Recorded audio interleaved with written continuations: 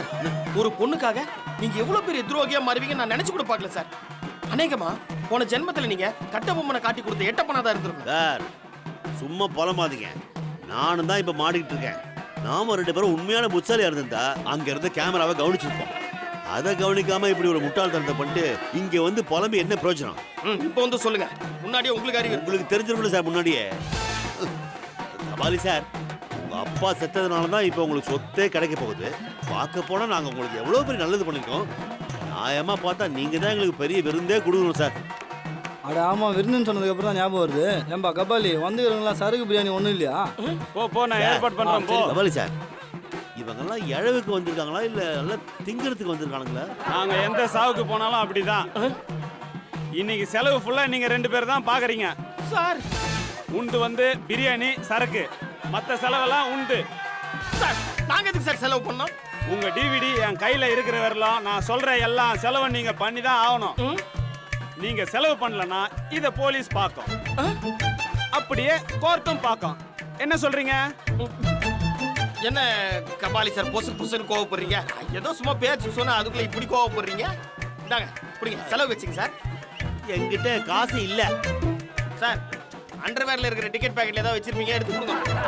வேற வழி இல்லை சார், கொடுங்க. இவ்வளவுதான் இருக்கு.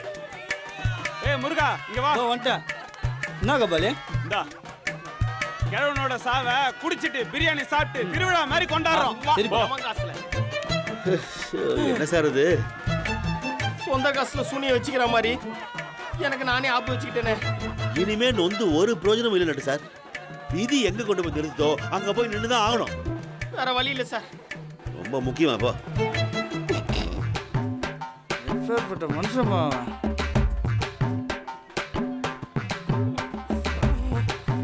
மெதுவா குடிப்பா சார். ஓசி குடினா எப்படி குடிக்கிறானு பாருங்க சார். இவனுக்கு இதுக்காகவே தினம் ஒரு இழவு உடனே ஆசைப்படுவானுங்க சார். நீங்க என்ன சொன்னாலும் இவனுக்கு காதுல உள்ள போறது இல்ல.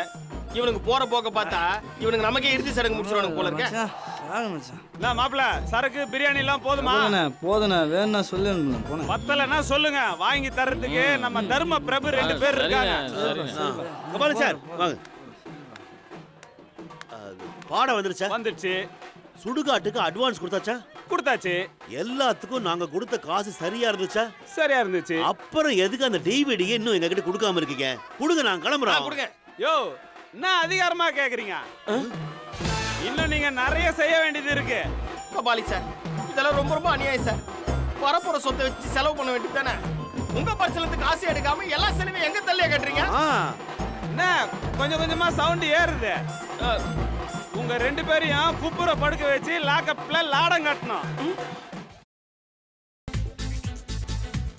புதினா போண்டா தேவையான பொருட்கள்: புதினா 1 கட்டு, பாசிப்பருப்பு 100 கிராம், துவரம் பருப்பு 50 கிராம், உளுத்தம் பருப்பு 2 தேக்கரண்டி, கடலை பருப்பு 2 தேக்கரண்டி, பச்சை மிளகாய் 2, இஞ்சி சிறு துண்டு, தேங்காய் துருவல் 1 கப், சீரகம் 1 தேக்கரண்டி, எண்ணெய் தேவையான அளவு, உப்பு தேவையான அளவு.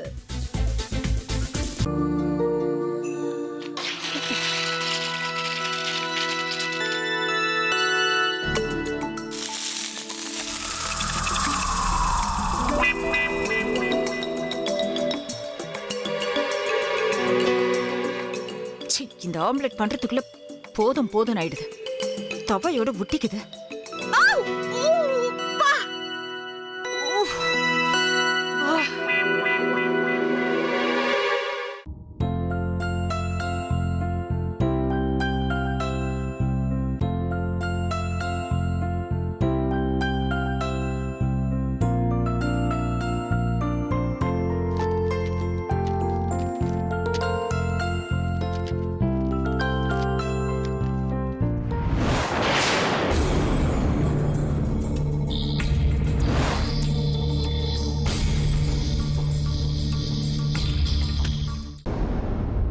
அமிர்தா இப்ப என்ன பண்ணிக்கிட்டு இருப்பாங்க?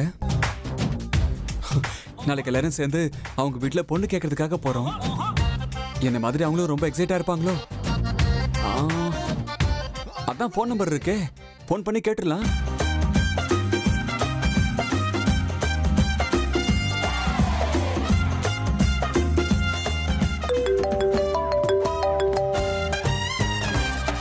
ஹலோ. ஆஹா, தேன் மாதிரி உங்க வாய்ஸ் ரொம்ப ஸ்வீட்டா இருக்குங்க.